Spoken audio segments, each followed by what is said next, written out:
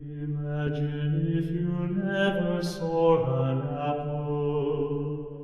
Someone then describes to you his experience of the apple.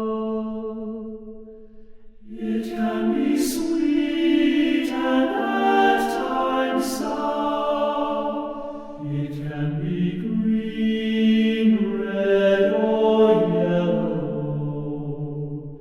It has a marvelous time. Words can only describe.